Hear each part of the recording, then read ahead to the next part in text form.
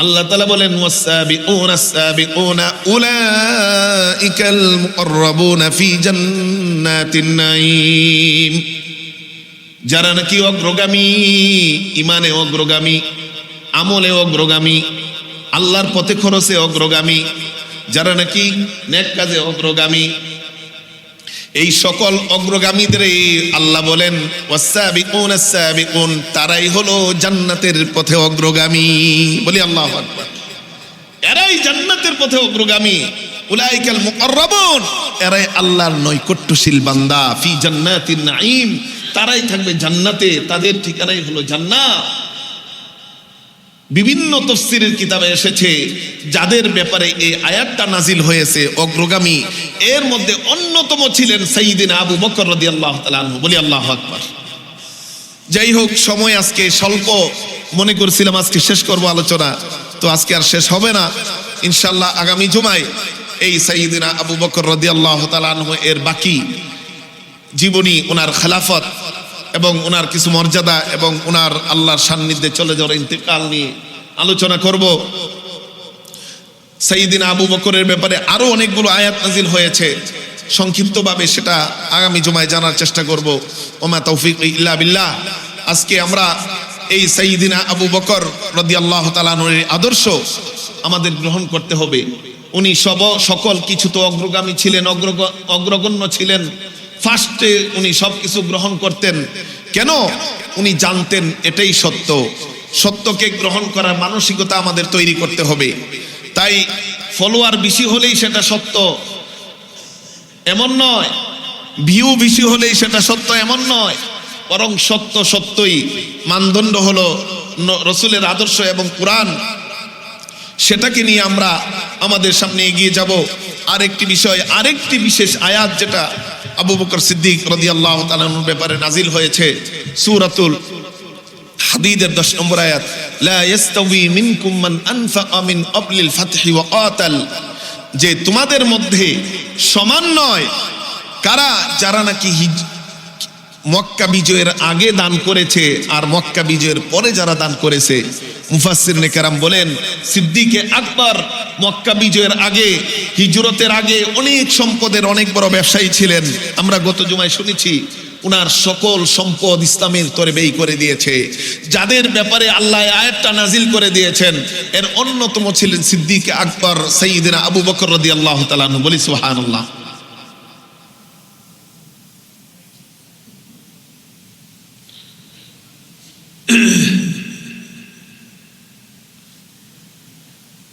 السلام عليكم ورحمة الله وبركاته.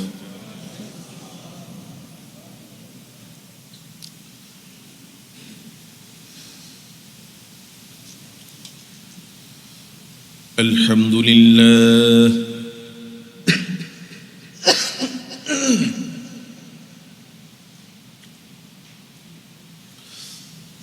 الحمد لله وكفى وسلام على عباده الذين اصطفى. أما بعد فأعوذ بالله من الشيطان الرجيم. بسم الله الرحمن الرحيم. والسابقون السابقون أولئك المقربون في جنات النعيم. وقال تعالى في شان حبيبه آمرا ومخبرا: إن الله وملائكته يصلون على النبي يا أيها الذين آمنوا صلوا عليه وسلموا تسليما صلى الله على محمد صلى الله عليه وسلم صلى الله على محمد صلى الله عليه وسلم اللهم صل على محمد وعلى آل محمد كما صليت على إبراهيم وعلى آل إبراهيم إنك حميد مجيد اللهم بارك على محمد وعلى آل محمد كما باركت على إبراهيم وعلى آل إبراهيم إنك حميد مجيد اللهم صل وسلم وبارك عليه উপস্থিত সম্মানিত মুসল্লিয়ানে কেরাম মুরব্বিয়ানে আইজাম মহান রব্বুল আলামিনের দরবারে অসংখ্য গণিত শুকরিয়ার কৃতজ্ঞতা জ্ঞাপন করছি যে মহান রব্বুল আলামিন আমাদেরকে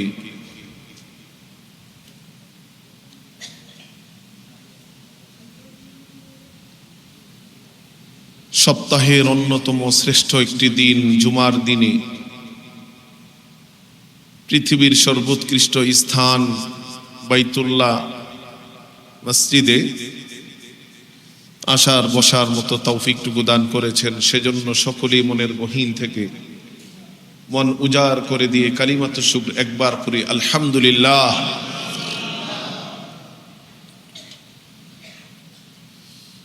সম্মানিত মুসল্লিয়ানে কেরাম, গত জুমায় আমরা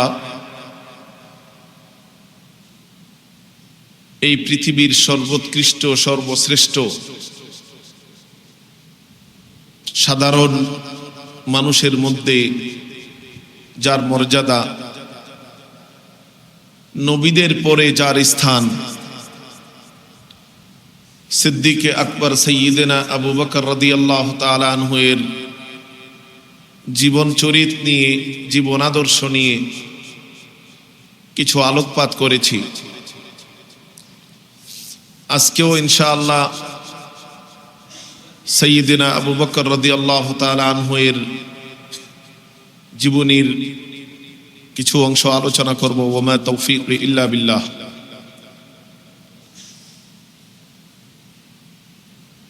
আসলে মানুষ এখন সবাই আমাদের সমাজে একটা প্রশ্নের উত্তর খুঁজে, কে সবচেয়ে বেশি সাকসেসফুল।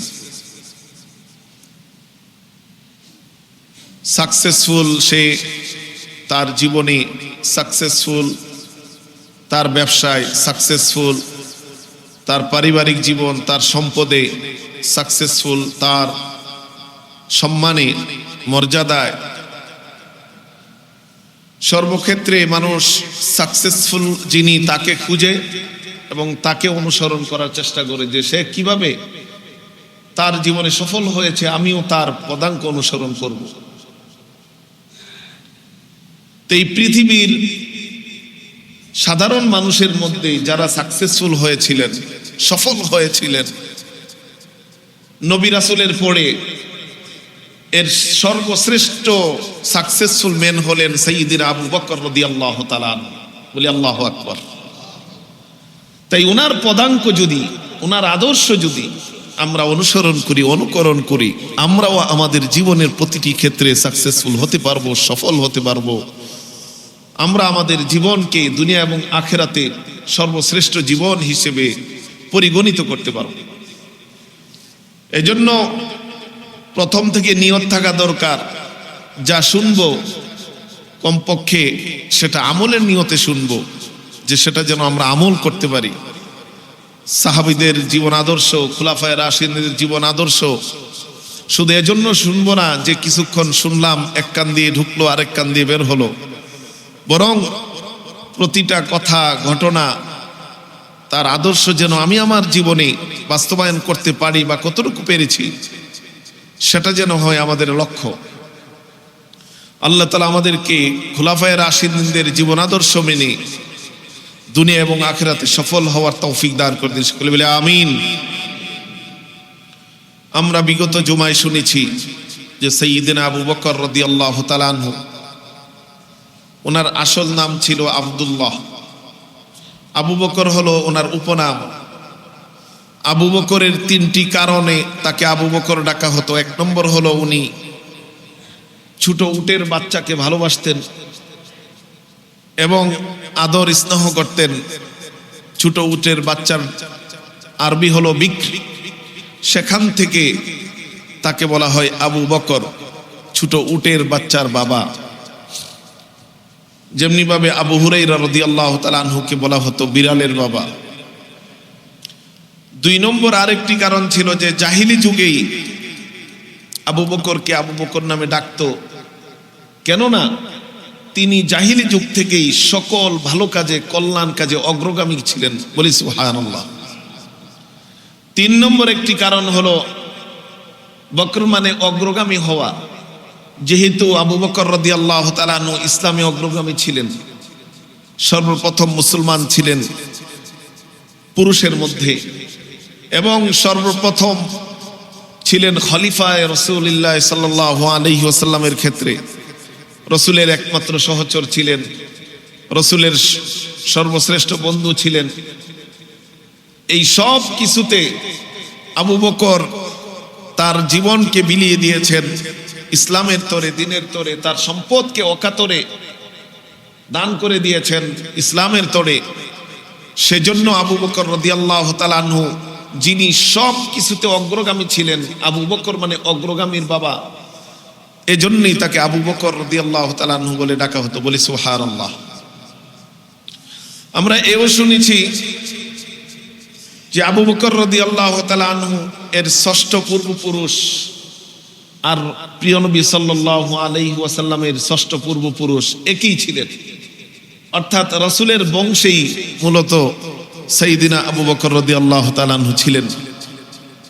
সাইয়্যিদিনা আবু বকর রাদিয়াল্লাহু তাআলা আনহু নাম ছিল আব্দুল্লাহ বিন উসমান বিন আমির ইবনে আমর বিন কাব ইবনে সাদ ইবনে তাইম বিন মুররা। মুররা ছিলেন আবু বকরের ষষ্ঠ পূর্বপুরুষ। এমনি ভাবে প্রিয় নবী সাল্লাল্লাহু আলাইহি ওয়াসাল্লামের ষষ্ঠ পূর্বপুরুষও ছিলেন মুররা, মুহাম্মদ ইবনে আব্দুল্লাহ বিন আব্দুল মুত্তালিব বিন হাশিম বিন আব্দে মনাফ বিন উসাই বিন কিলাব বিন মুররা। এতে বোঝা গেল রসুলের বংশেই সে আবু বকর রাদিয়াল্লাহু তাআলা আনহু এর জন্ম ছিল, কারণ উনি শ্রেষ্ঠ ছিলেন বংশ হিসেবেও, কুরাইশ বংশে ছিলেন। এই আবু বকর রাদিয়াল্লাহু তাআলা আনহুর 6টা উপাধি ছিল। এর মধ্যে 1 নম্বর উপাধি খলিফাতুর রাসূলিল্লাহ, রাসূল সাল্লাল্লাহু আলাইহি ওয়াসাল্লামের খলিফা। 2 নম্বর উপাধি ছিল আল আতকা, উনি সবচেয়ে বড় মুত্তাকি, যেটা আমরা গত জুমায় আলোচনা করেছি। আল্লাহ তাআলা এই ব্যাপারে কোরআনের আয়াত নাজিল করে দিয়েছেন যে আবু বকর হলেন এই উম্মতের সবচেয়ে বেশি খোদাভীরু, বলি সুবহানাল্লাহ। 3 নম্বর ওনার আরেকটা উপাধি ছিলেন সাহেব, সাথী। প্রিয় নবীর সাথী ছিলেন গারে সৌরে হিজরতের পূর্বে, এজন্য আল্লাহ তাআলা ওনাকে কোরআনে কারিমে সাহিব রাসূলিল্লাহ, রাসূলের সাথী হিসেবে ঘোষণা দিয়েছেন। এটা ছিল ওনার 3 নম্বর উপাধি। 4 নম্বর উপাধি ছিল আল আতিক। আল আতিক মানে মুক্ত। এই আতিক উপাধির কারণ হলো, কেহ কেহ বলেন যেহেতু প্রিয় নবী সাল্লাল্লাহু আলাইহি ওয়াসাল্লাম আবু বকরকে জাহান্নাম থেকে মুক্ত হিসেবে ঘোষণা দিয়েছিলেন, সুসংবাদ দিয়েছিলেন। এজন্য আবু বকরকে আতিক বা মুক্ত বলা হতো। বলি সুবহানাল্লাহ। আরেকটি কারণ, আতিক মানে সুন্দর। আবু বকর রাদিয়াল্লাহু তাআলা আনহু এর চেহারা মুবারক অনেক সুন্দর ছিল, এজন্য আবু বকর রাদিয়াল্লাহু তাআলা আনহুকে আতিক বলে ডাকা হতো। ওনার উপাধি একটা ছিল আতিক। তাইলে 1 নম্বর খলিফা, 2 নম্বর আতকা, 3 নম্বর সাহেব, 4 নম্বর আতিক, 5 নম্বর আল আওয়াহ। আল আওয়াহ মানে বিনয়ী, ক্ষুধাভীরু, যিনি আল্লাহর ভয়ে বেশি মিনতি করে, কান্নাকাটি করে, কোমল হৃদয়ের মানুষ, তাকে বলা হয় আল আওয়াহ। সাইয়্যিদিনা আবু বকর রাদিয়াল্লাহু তাআলা আনহু ছিলেন সবচেয়ে বেশি কোমল হৃদয়ের মানুষ, নরম হৃদয়ের মানুষ। এর প্রমাণ প্রিয় নবী সাল্লাল্লাহু আলাইহি ওয়াসাল্লাম একটা হাদিসে বলে গেছেন। রাসূল বলেন, বুখারী শরীফের 683 নম্বর হাদিস, ইন্না আবা বকরিন রাজুলুন আসিফ, নিশ্চয় আবু বকর হলো একটা কোমল হৃদয়ের মানুষ। কোমল হৃদয়, নরম হৃদয়, বিনয়ী হৃদয়ের মানুষ ছিলেন আবু বকর রাদিয়াল্লাহু তাআলা আনহু। ইদা ক্বরাআল কুরআন লা ইয়ামলিকু দামআহু, সাইয়্যিদিনা আবু বকর রাদিয়াল্লাহু তাআলা আনহু যখন কোরআন তেলাওয়াত করতেন, তখন কোরআনের আয়াতগুলো পড়ে ওনার চোখ দিয়ে পানি আটকায় রাখতে পারতেন না। কোরআন পড়তেন যতক্ষণ চোখ দিয়ে গড়িয়ে গড়িয়ে পানি পড়তো ততক্ষণ। বলি আল্লাহ। এত বেশি কোমল হৃদয়ের অধিকারী ছিলেন সাইয়্যিদিনা আবু বকর রাদিয়াল্লাহু তাআলা আনহু। শুধু তাই না, সাইয়্যিদিনা আবু বকর রাদিয়াল্লাহু তাআলা আনহুকে যখন রাসূল হিজরতের সুসংবাদ দিলেন, বলেন, ইয়া আবু বকর, 3 মাস আগে থেকেই তো বিভিন্ন সাহাবারা হিজরত করে মদিনায় চলে যাচ্ছে, তবে আজকে আল্লাহ তাআলা আমার কাছে অর্ডার পাঠিয়েছেন, আমার আর এই মক্কায় থাকার মতো পরিস্থিতি নাই, পরিবেশ নাই। মক্কার কাফেররা সকলে একত্রিত হয়েছে আমাকে হত্যা করবে। আল্লাহ তাআলা আমাকে জিবরাইল আমিনের মাধ্যমে জানিয়ে দিলেন, জানিয়ে দিয়ে ঘোষণা দিলেন, ইয়া রাসূলুল্লাহ, আর দেরি নয়, আপনি আজকে রাত্রেই হিজরত করেন, আজকে রাত্রেই মদিনায় হিজরত করেন। এই সর্বপ্রথম সংবাদটা দিলেন ইয়া প্রিয় নবী সাল্লাল্লাহু আলাইহি ওয়াসাল্লাম আবু বকরকে। হিজরতের সংবাদ সর্বপ্রথম কাকে দিলেন? সাইয়্যিদিনা আবু বকর রাদিয়াল্লাহু তাআলা আনহুকে দিলেন রাসূল। আম্মা জান আয়েশা রাদিয়াল্লাহু তাআলা আনহা তখন এই সংবাদের সময় পাশেই ছিলেন। আবু বকর সিদ্দিক রাদিয়াল্লাহু তাআলা আনহু এই সংবাদ শোনার পর সাথে সাথে বললেন, আস-সুহবাতু ইয়া রাসূলুল্লাহ, ইয়া রাসূলুল্লাহ, আপনি তো হিজরত করে যাবেন, তবে আপনার একজন সাথী দরকার। আমি আবু বকর আপনি নবীর সাথী হতে চাই। আবু বকর আরজ করলেন রাসূলের কাছে, আমি আবু বকরকে যদি সাথী হিসেবে নেন আমি অনেক বেশি খুশি হতাম। আবু বকর রাদিয়াল্লাহু তাআলা আনহু জানতেন একটা মরুভূমি দিয়ে সফর করতে হবে, চারদিকে শত্রু ঘুরবে তাদেরকে ধরার জন্য, পিছনে কুরাইশদের শত্রু দল, সামনে অনিশ্চিত ভবিষ্যৎ, কোথায় যাচ্ছে কোনো ঠিকানা নেই। এরকম একটা পরিস্থিতিতে সাথী হওয়া মানে নিজেকে বিপদের দিকে ঠেলে দেওয়া, নিজেকেই রাসূলের সাথে সাথী হওয়া মানে রাসূলকে ধরতে পারা মানে আবু বকরকেও ধরবে, দুজনকে ধরলে আর নিস্তার নাই, দুজনকেই এই দুনিয়াতে জীবনের তরে শেষ করে দিবে। এই ভয় থাকার পরেও আবু বকর সিদ্দিক রাদিয়াল্লাহু তাআলা আনহু যখন রাসূলের মুখ থেকে হিজরতের কথা শুনলেন, সাথে সাথে আরজ করলেন, ইয়া রাসূলুল্লাহ, আমি আবু বকর আপনার ঢাল হিসেবে, আপনার সাথী হিসেবে আপনার হিজরতের সঙ্গী হতে চাই। বলি সুবহানাল্লাহ। রাসূল করিম সাল্লাল্লাহু আলাইহি ওয়াসাল্লাম অনুমতি দিয়ে দিলেন, আবু বকর তোমার আবেদন আমি গ্রহণ করে নিলাম, তুমি আমার হিজরতের সাথী। বলি আল্লাহু আকবার।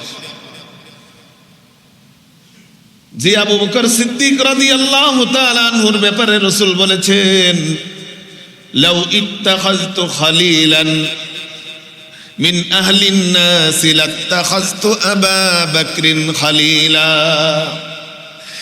এই মানুষের মধ্য থেকে যদি কাউকে আমি অন্তরঙ্গ বন্ধু যদি বানাইতাম, অন্তরঙ্গ বন্ধুকে বলা হয় খালিল।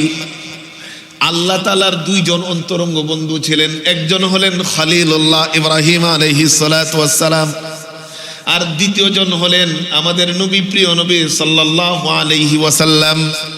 রাসূল বলেন, মানুষের মধ্য থেকে যদি কাউকে আমি আমার অন্তরঙ্গ বন্ধু হিসেবে গ্রহণ করতাম, লাত্তাখাযতু আবা বকরিন খালিলা, আমি আবু বকরকে আমার অন্তরঙ্গ বন্ধু হিসেবে গ্রহণ করে নিতাম। বলি সুবহানাল্লাহ। রাসূল বলেন, ওয়ালাকিন্নাহু সাহিবি, তবে সে আমার অন্তরঙ্গ বন্ধু হতে পারে নাই, কেননা মহান আল্লাহ আমাকে অন্তরঙ্গ বন্ধু হিসেবে গ্রহণ করেছে। এজন্য আমি আর কাউকে, দুনিয়ার কাউকে অন্তরঙ্গ বন্ধু করি নাই, আল্লাহ আমার অন্তরঙ্গ বন্ধু। বলি আল্লাহু আকবার।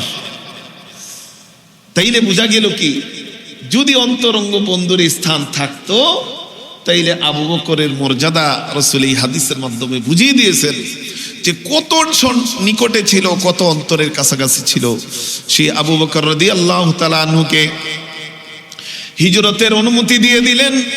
বলল, হ্যাঁ আবু বকর, তুমি আমার হিজরতের সাথী হবে, অনুমতি দিয়ে দিলাম।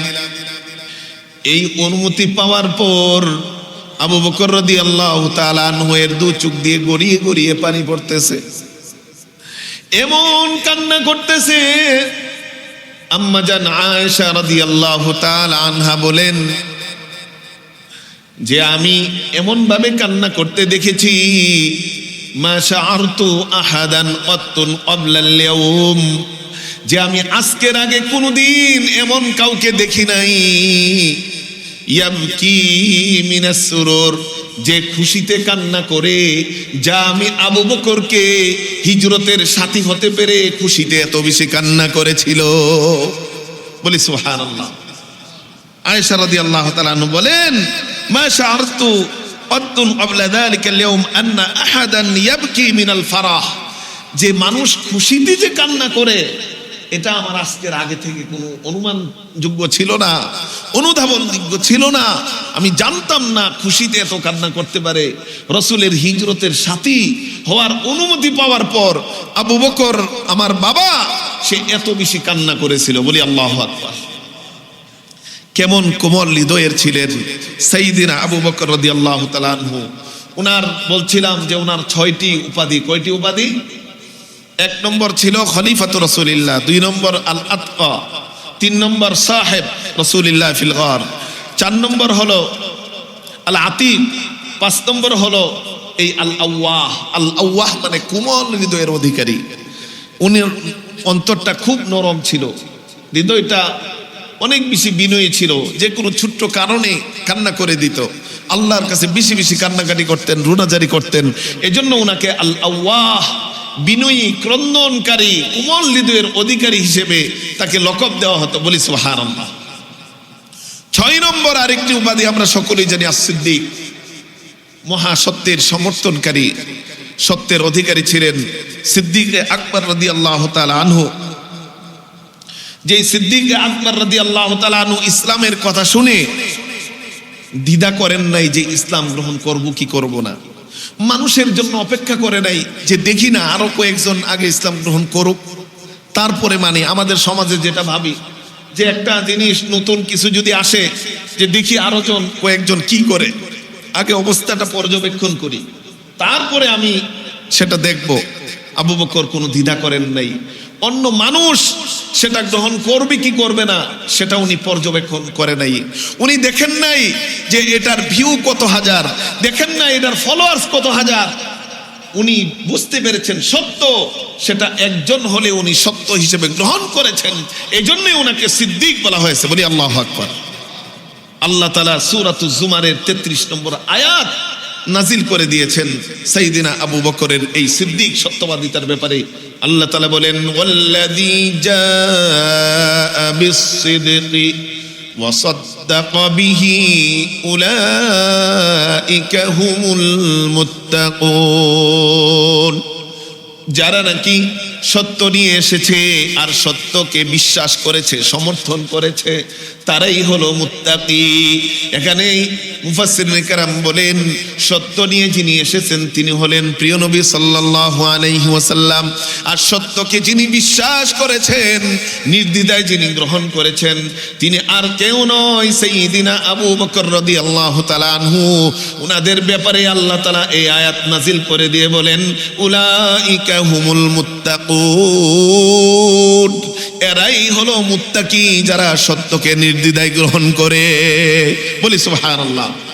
আজকে আমাদের সমাজে সত্যকে জানার পরেও গ্রহণ করতে পারি না, লোক লজ্জার ভয়ে, সমাজের ভয়ে, পরিবারের ভয়ে, আত্মীয় স্বজনের ভয়ে যে মানুষ কি বলবে। অথচ সেটা আমি জানি সত্য, সেটা ছিল না আবু বকর রাদিয়াল্লাহু তাআলা আনহুর কাছে। কেউ গ্রহণ করে নাই, সত্য জেনেছে, চিনেছে, বুঝেছে, সেটাকে সমর্থন দিয়ে গ্রহণ করেছে। এজন্যই উনাকে সিদ্দিকে আকবর বলা হতো, যে মহা সত্যবাদী, মহা সত্যবাদী। এই সিদ্দিকে আকবর রাদিয়াল্লাহু তাআলা আনহুর ব্যাপারে প্রায় 9 থেকে 10টা কোরআনের আয়াত আল্লাহ তাআলা নাজিল করেছেন। এর মধ্যে আমরা গত জুমায় কয়েকটি আয়াত শুনেছি। আজকে একটি আয়াত আমরা যদি শুনি, সূরাতুন নূরের 23 নম্বর আয়াত আল্লাহ তাআলা সিদ্দিকে আকবরের ব্যাপারে নাজিল করেছেন। একটু আগে শুনেছি সূরাতুল জুমারের 33। এখন যেটা শুনবো সূরাতুল নূর 18 পারার 11 নম্বর পৃষ্ঠাতে আছে আয়াতটি, 23 নম্বর আয়াত।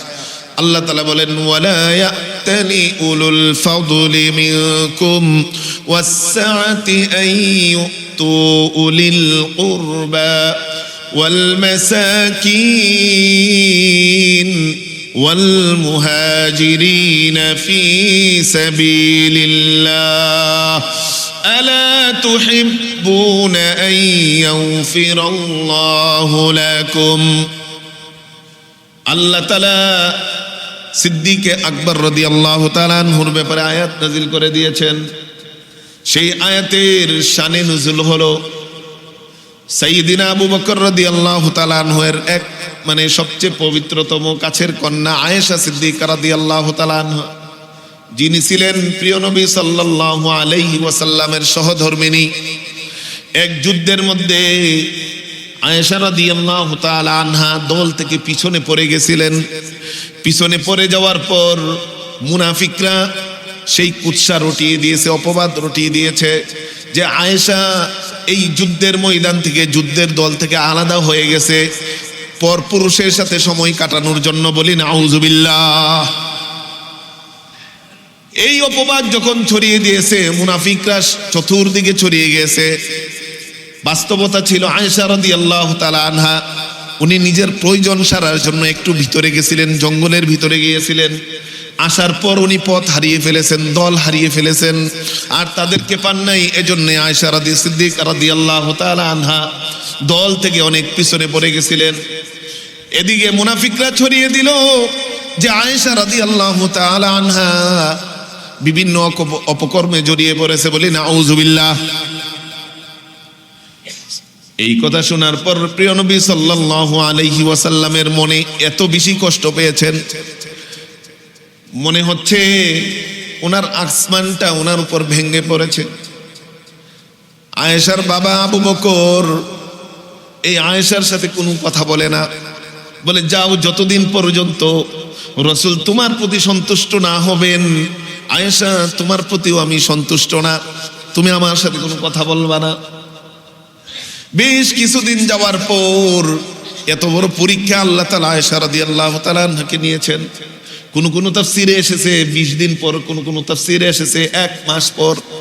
আল্লাহ তাআলা আয়েশা রাদিয়াল্লাহু তাআলা আনহার পবিত্রতা নিয়ে কোরআনের আয়াত নাজিল করে দিলেন যে আয়েশা কোনো দোষী নয়। আয়েশা পুত পবিত্র নারীর বিরুদ্ধে এই মুনাফিকরা, এই মুশরিকরা অপবাদ রটিয়েছে। বলি আল্লাহু আকবার। কোরআনের আয়াত আল্লাহ নাজিল করে দিয়েছেন। নাজিল করার পরে পুত পবিত্র হিসেবে, পুত পবিত্রা হিসেবে সবার কাছে প্রতিষ্ঠিত হয়েছে। সেই আয়েশা সিদ্দিকা রাদিয়াল্লাহু তাআলা আনহার কুৎসা রটনায় অপবাদে যারা ছিল এর একজন ছিল মিস্তাহ ইবনে উসাইর, যিনি ছিলেন আবু বকর রাদিয়াল্লাহু তাআলা আনহুর ঘরে সব সময় সে খাওয়া দাওয়া করত। আবু বকর রাদিয়াল্লাহু তাআলা আনহু তাকে সব কিছু দিয়ে সহযোগিতা করত, হেল্প করত। সে ছিল দুর্বল একজন, অর্থনৈতিকভাবে অনেক দুর্বল। সেই মিস্তাহকে তখন আবু বকর রাদিয়াল্লাহু তাআলা আনহু ঘোষণা দিলেন, মুনাফিকদের সাথে মিস্তাহ সেই অপবাদে যুক্ত হয়েছে, কুৎসা রটনায় যুক্ত হয়েছে। ও মিস্তাহ, তুমি আমার ঘর থেকে বের হয়ে যাও, তোমাকে এতদিন আমি খাওয়াইছি পড়িয়েছি, আমার মেয়ের বিরুদ্ধে না জেনে না শুনে মুশরিকদের সাথে মুনাফিকদের সাথে তুমি কুৎসা রটনায় যুক্ত হয়েছো, তোমাকে আমি আর তোমাকে অর্থ সম্পদ দিব না, তোমাকে খাওয়াবো না, তোমাকে পড়াবো না, তুমি আমার ঘর থেকে বের হয়ে যাও। এই মিস্তাহকে আবু বকর সিদ্দিক রাদিয়াল্লাহু তাআলা আনহু বের করে দিয়েছেন। কখন? যখন নাকি আয়েশা রাদিয়াল্লাহু তাআলা আনহা এর পুত পবিত্রতা বিষয়ে আল্লাহ তাআলা আয়াত নাজিল করে দিলেন, এবং সেই কুৎসা রটনায় যুক্ত ছিলেন সেই মিস্তাহ। তাকে বের করে দেওয়ার পর আল্লাহ তাআলার আবু বকরের শ্রেষ্ঠ মানুষের এই আচরণটা ভালো লাগে নাই। আল্লাহ আবু বকর রাদিয়াল্লাহু তাআলা আনহুর ব্যাপারে এই আয়াতটুকু নাজিল করে দিলেন, সূরাতুন নূরের 23 নম্বর আয়াত, ওয়ালা ইয়াতালি উলুল ফাদলি মিনকুম ওয়াসসাআতি আইয়ুতু উলিল কুরবা ওয়াল মাসাকিন ওয়াল মুহাজিরিন ফি সাবিলিল্লাহ আলা তুহিব্বুনা আন ইয়াগফিরাল্লাহু লাকুম। তোমাদের মধ্যে তারা যেন কসম না করে, যারা অর্থ সম্পদের অধিকারী, যাদের স্বচ্ছতার অধিকারী, যারা নাকি মিসকিনকে খাবার দেয়, যারা নাকি গরিবকে খাবার দেয়, যারা নাকি আত্মীয়কে খাবার দেয়, যারা নাকি মুহাজিরদেরকে খাবার দেয়, সহযোগিতা করে। ওই মিস্তাহ ছিলেন আত্মীয়দের একজন।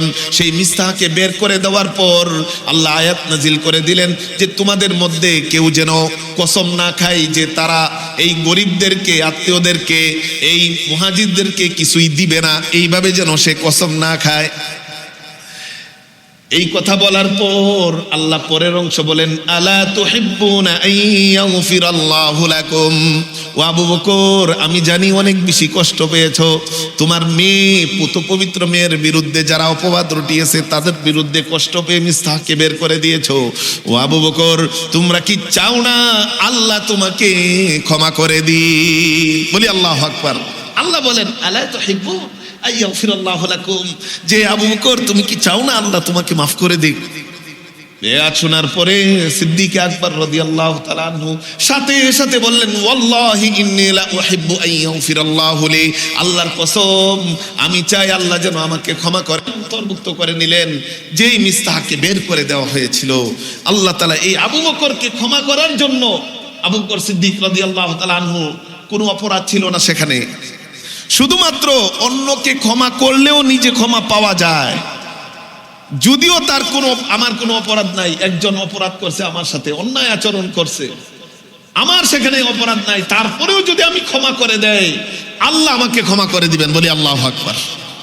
এই আয়াত থেকে প্রমাণিত যে সিদ্দিক আকবরের কোনো দোষ ছিল না, যে এত বড় অন্যায় করেছে তাকে বের করে দেওয়া পরিবার থেকে, এটা স্বাভাবিক।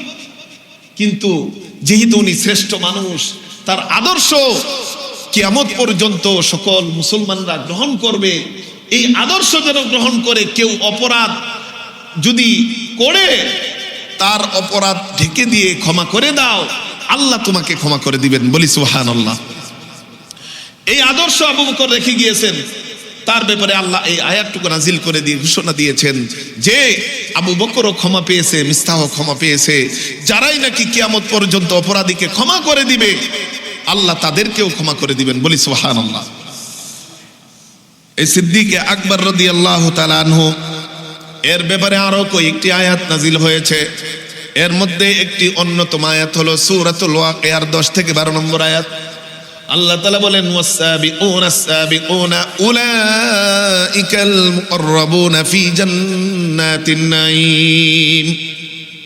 যারা নাকি অগ্রগামী, ইমানে অগ্রগামী, আমলে অগ্রগামী, আল্লাহর পথে খরচে অগ্রগামী, যারা নাকি নেক কাজে অগ্রগামী, এই সকল অগ্রগামীদের আল্লাহ বলেন ওয়াসাবিকুন আস-সাবিকুন, তারাই হলো জান্নাতের পথে অগ্রগামী।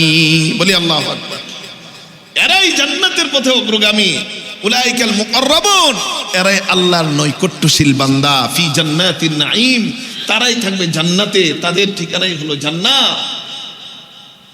বিভিন্ন তাফসীরের কিতাবে এসেছে যাদের ব্যাপারে এই আয়াতটা নাজিল হয়েছে অগ্রগামী, এর মধ্যে অন্যতম ছিলেন সাইয়্যিদিনা আবু বকর রাদিয়াল্লাহু তাআলা আনহু। বলি আল্লাহু আকবার।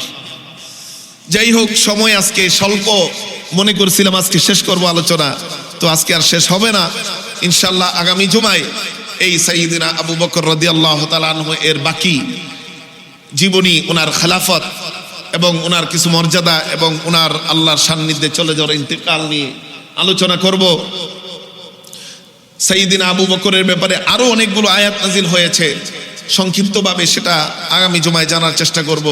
ওমা তৌফিক ইল্লা বিল্লাহ। আজকে আমরা এই সাইয়্যিদিনা আবু বকর রাদিয়াল্লাহু তাআলা আনহুর আদর্শ আমাদের গ্রহণ করতে হবে। উনি সকল কিছু তো অগ্রগামী ছিলেন, অগ্রগণ্য ছিলেন। ফার্স্টে উনি সবকিছু গ্রহণ করতেন। কেন? উনি জানতেন এটাই সত্য। সত্যকে গ্রহণ করার মানসিকতা আমাদের তৈরি করতে হবে। তাই ফলোয়ার বেশি হলেই সেটা সত্য এমন নয়, ভিউ বেশি হলেই সেটা সত্য এমন নয়, বরং সত্য সত্যই। মানদণ্ড হলো রসুলের আদর্শ এবং কুরআন, সেটাকে নিয়ে আমরা আমাদের সামনে এগিয়ে যাব।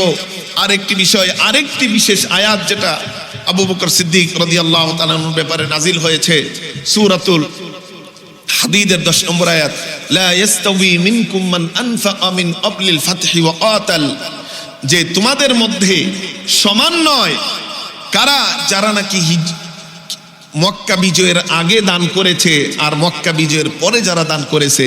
মুফাসসিরিনে কেরাম বলেন সিদ্দিকে আকবর মক্কা বিজয়ের আগে, হিজরতের আগে অনেক সম্পদের অনেক বড় ব্যবসায়ী ছিলেন। আমরা গত জুমায় শুনেছি উনার সকল সম্পদ ইসলামের তরে ব্যয় করে দিয়েছে। যাদের ব্যাপারে আল্লাহ আয়াতটা নাজিল করে দিয়েছেন এর অন্যতম ছিলেন সিদ্দিকে আকবর সাইয়্যিদিনা আবু বকর রাদিয়াল্লাহু তাআলা আনহু। বলি সুবহানাল্লাহ। এজন্য আমাদেরকেও